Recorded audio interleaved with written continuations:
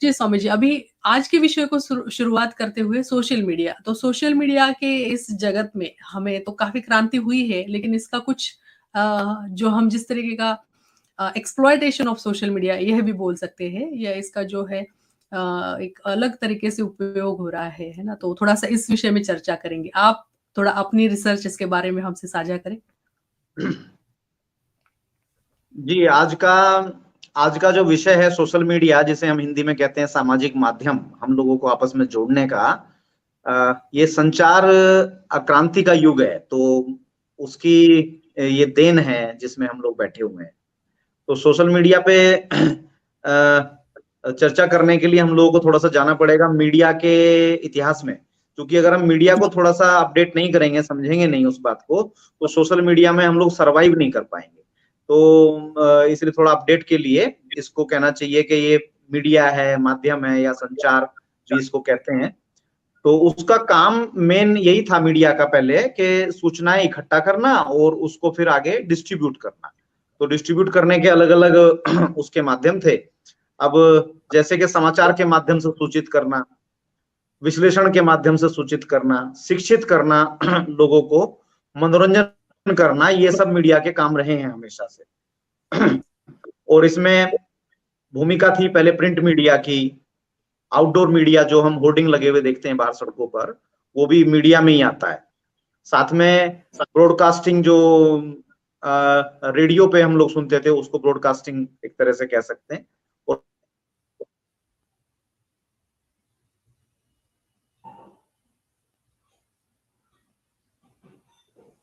जी, लगता है स्वामी जी का इंटरनेट थोड़ा-सा फ्रीज़ हो गया है। ये तकनीकी चैलेंज जो है ये सोशल मीडिया के जगत में आता रहता है। जब तक स्वामी जी वापस हमसे जुड़ते हैं, मुझे एक बहुत ही ख़ास यहाँ पे एक बात याद आती है कि सोशल मीडिया के जनक अगर हम बोलने जाएँ किसी को, तो हम यहाँ पे नारद मुनि को इसका अम, श्रेय दे सकते हैं। सोशल मीडिया के जो शुरुआत है अगर हम कहें स्वामी जी आप 2 डिवाइस से कनेक्ट हुए हैं शायद, मैं दूसरा एक डिवाइस से वहाँ से आपको रिमूव करती हूँ। जी, तो जब तक आप फ्रीज़ हो गए थे मुझे याद आया कि ये सोशल मीडिया का श्रेय जो है वो तो पहले नारद मुनि को देना चाहिए। सबसे पहले जी तो वो नारायण, नारायण करते घूमते थे। जी जी, जी जी जी, पौराणिक हिसाब से वही उसमें आएंगे। तो आगे हम बात कर रहे थे कि ब्रॉडकास्टिंग आ गया, फिर रेडियो आ गया, फिर उसके बाद टीवी आ गया। तो अभी हम जिस युग में जी रहे हैं मीडिया के, उसको हम डिजिटल मीडिया बोल सकते हैं, जिसका एक सोशल मीडिया भी रूप है हमारे सामने।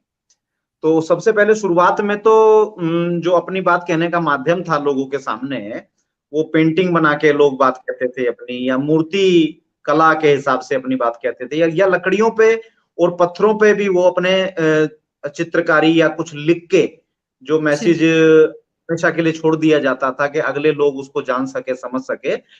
तो ऐसे करके इसमें चलता था। फिर उसमें अपनी बात को कहने के लिए जैसे जंगल जहां होते थे, तो अपनी बात को, मैसेज को पहुंचाने के लिए कि हम ऐसा वाला धुआं जब निकलेगा तो उसका ये मतलब होगा, दूर दूसरी पहाड़ी पे रहने वाले लोग उससे भी आपस में कम्युनिकेट करते थे। वो भी एक मीडिया था, धुआं अलग अलग तरह का उठाना। उसके अलावा संगीत, म्यूजिक बजा के, यानी कि एक पहाड़ी पे एक कबीला कुछ यहाँ पर ऐसे बीट करेगा, तो दूसरी तरफ जो दूर इलाके में लोग हैं वो उसको समझ के, संगीत की भाषा को समझ के, और वो मैसेज आपस में आदान प्रदान किया करते थे। फिर नाटक मंडलियां भी आई। तो इस तरह से मीडिया का काम, यानी कि अपनी बात को आगे बढ़ाने का काम लगातार चलता रहा।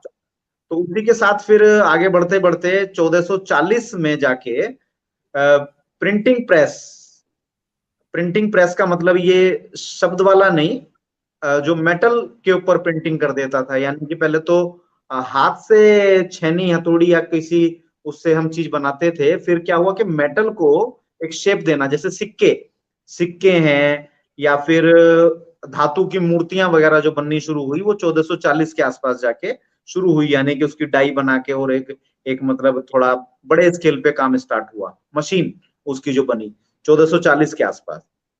इसी के बाद में फिर औद्योगिक युग की शुरुआत हुई, और उसमें अगर हम देखेंगे तो टाइपराइटर का विकास हुआ। और 1714 में टाइपराइटर आया, लेकिन उसका विकास होते होते 1874 तक वो विकसित लगातार होता रहा।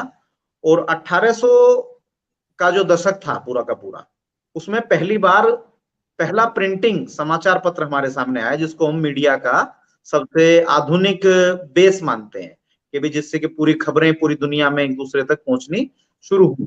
तो ऐसा हुआ। और उसके बाद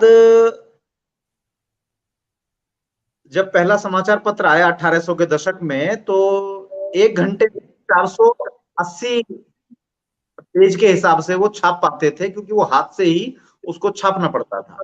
लेकिन 1810 में जर्मनी में भाप का इंजन बना और प्रिंटिंग प्रेस को उससे जोड़ दिया गया, तो उससे वो फिर उसका औद्योगिकीकरण एक तरह से हुआ, यानी कि इंडस्ट्रियलाइजेशन प्रिंट मीडिया का 1810 में जर्मनी में हुआ, भाप के इंजन की खोज के बाद में। तो इसी तरह से इलेक्ट्रॉनिक टाइपराइटर जो है वो 1930 में हम लोगों के सामने आया, और 1930 में 30 के दशक में प्रिंटिंग प्रेस आई, जो अभी हम जो प्रिंटिंग प्रेस जिस तरह से देखते हैं, मशीनीकरण जो प्रिंटिंग प्रेस तरह से हुआ, वो 1930 में, जिसमें पहले जहां 480 पेज छपते थे 1 घंटे में, वहीं अब उसकी संख्या 3000 पेज प्रति घंटा की आ गई थी सबके सामने। तो उससे जो ये प्रिंट मीडिया है वो और आगे बढ़ता चला गया। उसी के बाद इसी यात्रा में 1894 में रेडियो की शुरुआत हुई दुनिया के बीच में।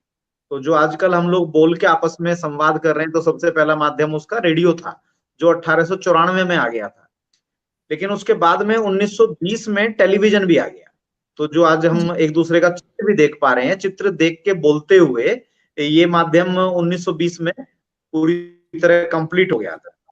और 1930 में पहली समाचार छपी टाइम्स नाम की पत्रिका पूरी दुनिया के सामने थी। और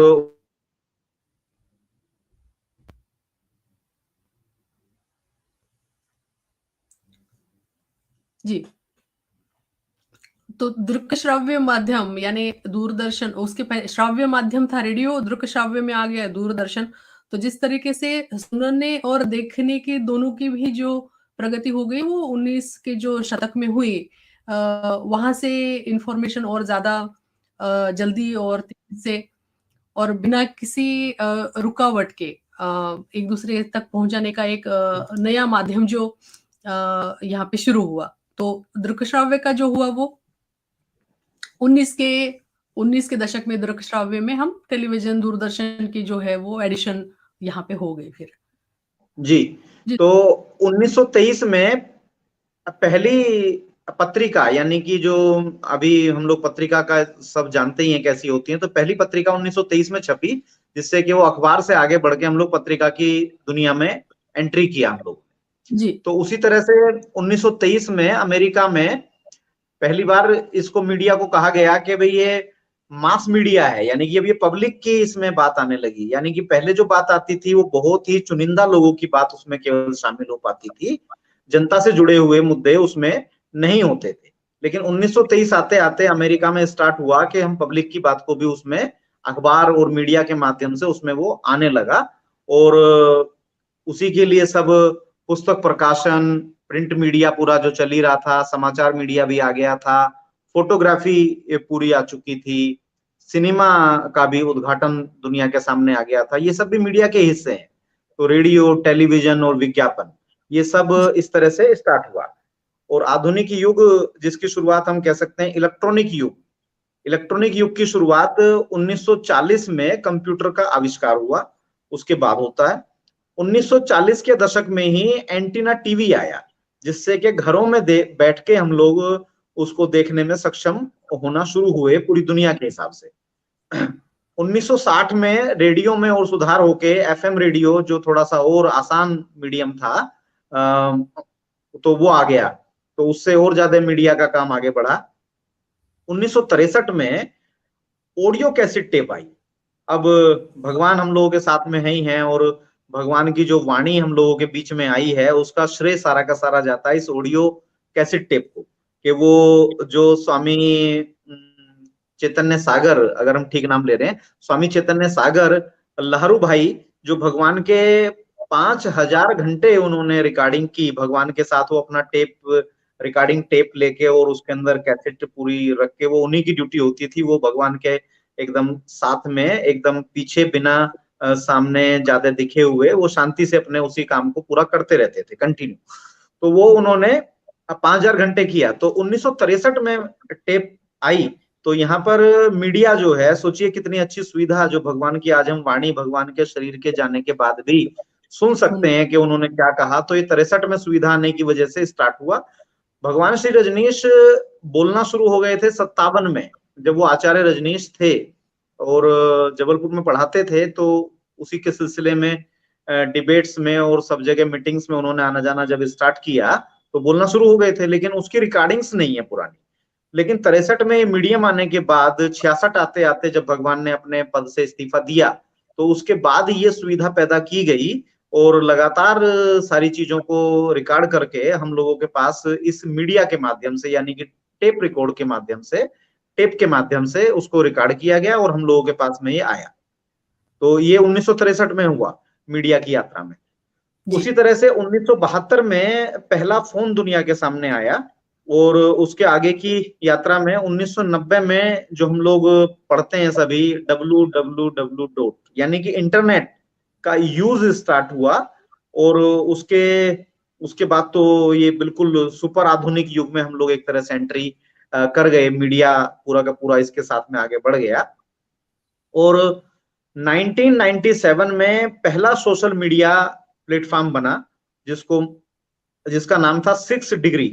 तो 6 डिग्री नाम का पहला प्लेटफॉर्म आया 1997 में, यानी कि भगवान के शरीर के पूरे होने के 7 साल के बाद।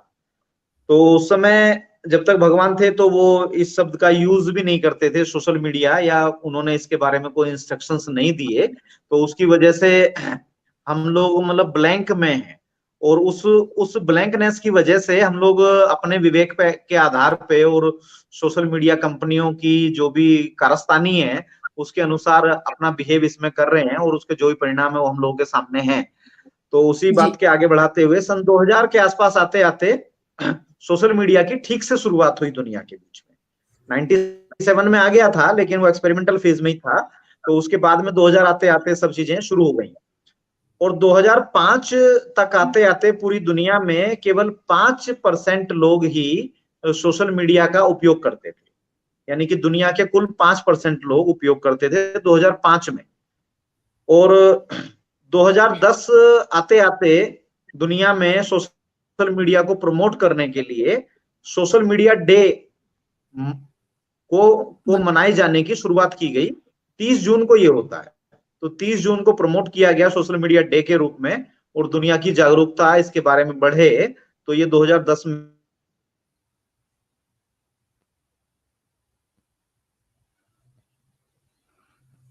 जी, स्वामी जी ने बहुत सुंदर इंफॉर्मेशन यहाँ पे हमसे शेयर की कि 30 जून को सोशल मीडिया डे है।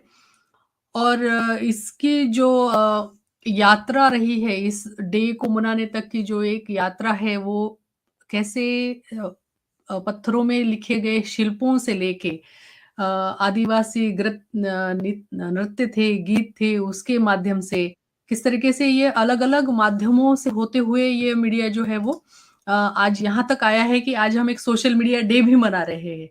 तो 30 जून को सोशल मीडिया डे हम मना रहे हैं। जी स्वामी जी, आपकी इंफॉर्मेशन आप कंटिन्यू। तो उसी बहुत तेजी से गति करते हुए 2019 तक सोशल मीडिया का जो यूज करने वाले पूरी दुनिया में लोग हुए, वो 79% हो गए। 79% लोगों तक सोशल मीडिया पहुंच गया था, लेकिन बहुत फास्ट यूज में थे हम लोग। लेकिन 2020 में जब कोरोना आया और सब लोगों को फुर्सत हुई, तो सभी लोगों ने फिर इस पूरी टेक्निक को, यानी कि ये पूरा डिजिटल मीडिया को पूरा सीखने समझने का सभी को मौका मिला, और सभी लोगों ने एक दूसरे को अच्छे से सिखाया। चूंकि फुर्सत के दिन थे और इंटरनेट सारी दुनिया में अवेलेबल था एक दूसरे से जुड़ने के लिए। तो 2023 आते आते, जहां 2019 में 79% लोग थे इस पर, 2023 आते आते 90% लोग इस पे आ गए। यानी कि जो बुजुर्ग थे उन्होंने भी उसको फिर समय की जरूरत समझते हुए उस टाइम में उसको सीख लिया। सभी पोतों ने अपने दादाओं को भी बिठा के सिखाया कि देखिए दादाजी इसमें कैसे अकाउंट बनता है और कैसे क्या चीज करते हैं। तो यानी कि अब पूरी दुनिया लगभग सोशल मीडिया से अटैच हो चुकी है। 10% बस बच्चे ही बचे हैं इस तरह से, यानी कि जो आदिवासी भी हैं उनके पास भी मोबाइल हाथ में आने की वजह से वो सुविधा उनको मिल गई। और अभी का जो दुनिया में डेटा है वो कहता है कि 2.5 से 3 घंटा हर आदमी सोशल मीडिया पे अवेलेबल है। तो इसकी अपने आप में सर्वज्ञता और सर्वमान्यता स्थापित इसी बात से हो जाती है कि व्यक्ति अपने जीवन का 10 से 20% के बीच में टाइम इस पे एवरेज में लगाते हैं लोग। बहुत सारे लोग तो ऐसे हैं कि बहुत ही ज्यादा टाइम लगाते हैं, लेकिन 10 से 20% के आसपास, यानी कि काफी टाइम होता है वो, तो उसको लगा रहे हैं इसमें। तो अब बात आती है कि पहले एक जमाना था जब बड़े मीडिया हाउस के हाथ में ही होता था कि भाई क्या खबर दुनिया को दिखानी है और क्या नहीं दिखानी है। तो वहीं सोशल मीडिया के आने से बात इतनी बदली कि आज की तारीख में अगर हम बात करें तो एवरेज में एक अच्छा फोन 10,000 से स्टार्ट हो जाता है। तो 10,000 का फोन लेकर भी आप अपनी बात को मीडिया माध्यम बना के, सोशल मीडिया के माध्यम से अपनी बात को आगे पहुंचा सकते हैं। तो एक ऐसा अब हमारे सामने है। और बड़ा अच्छा नारा दिया था जब धीरू भाई अंबानी ने रिलायंस का फोन चालू किया था शुरू में, कर लो दुनिया मुट्ठी में। तो बड़ा देख के आश्चर्य लगता था कि क्या चीज ये बोल रहे हैं। तो वो आज हम सामने है कि दुनिया जिसके हाथ में भी एक हैंडसेट है, फोन है छोटा सा, तो दुनिया उसकी मुट्ठी में है एक तरह से। यानी कि वो दुनिया में कहीं भी कनेक्ट कर सकता है, कोई भी इंफॉर्मेशन ले सकता है और अपनी इंफॉर्मेशन कहीं भी भेज सकता है विद इन ए सेकेंड। मतलब ऐसा सोचा ही नहीं जा सकता था जब तक भगवान श्री रजनीश शरीर में थे और उस समय के जो तपस्वी हमारे सन्यासी लोग थे, वो लोग इसको सोच भी नहीं सकते थे, क्योंकि नहीं पता होता भविष्य में क्या होने वाला है। खैर, तो अभी एक क्लिक पे पूरी दुनिया हमारी अवेलेबल है। और सोशल मीडिया का जो इंटरनेट का युग है उसमें भी काफी आगे चीजें आई। जैसे पहले 2G था, फिर 3G आया, फिर 4G में अभी हम लोग जी ही रहे हैं सभी। अभी 5G भी बहुत सारे देशों में आ गया है और अभी भारत में भी उसके एक्सपेरिमेंट और ट्रायल बेस पे वो चल रहा है और 5G में हम एंट्री कर रहे हैं। बिल्कुल उसी तरह से उसमें पहले सबसे पहले पेजर, एक अलग से कुल एक छोटा सा मैसेज लिखा हुआ आने के लिए एक छोटा सा अलग से यंत्र रखना पड़ता था। जो बहुत एक्टिविस्ट लोग थे उनको वो अपना टांगे रहते थे, उसको बजता था, ऐसे वाइब्रेट करता था और ये आवाज उसमें से आती थी, तो व्यक्ति निकाल के देखता था हाँ किसने क्या भेजा। तो उसको ऐसे करते थे। यानी कि लैंडलाइन फोन के बाद में सबसे पहले पेजर दिखना शुरू हुआ मोबाइल से पहले।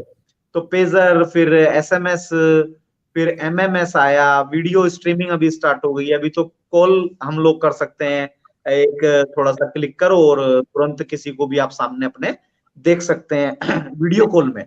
और अभी रूम मीटिंग्स आ गई हैं कि जो कॉन्फ्रेंस मीटिंग पहले होती थी, एक हॉल लीजिए और उसमें 50-100 लोग आके बैठेंगे, तब आप अपनी बात को 50-100 लोगों के सामने इकट्ठा कह पाएंगे और सामने से लोग हाथ उठा के अपने सवाल को पूछ पाएंगे। ये सुविधा जूम जैसी सुविधा ने हम लोगों के सामने लाई। और भी बहुत सारी इसमें ऐसी साइटें होंगी। जय भगवान श्री रजनीश, जय भगवान श्री रजनीश, जय भगवान श्री रजनीश, जय भगवान श्री रजनीश, जय भगवान श्री रजनीश, जय भगवान।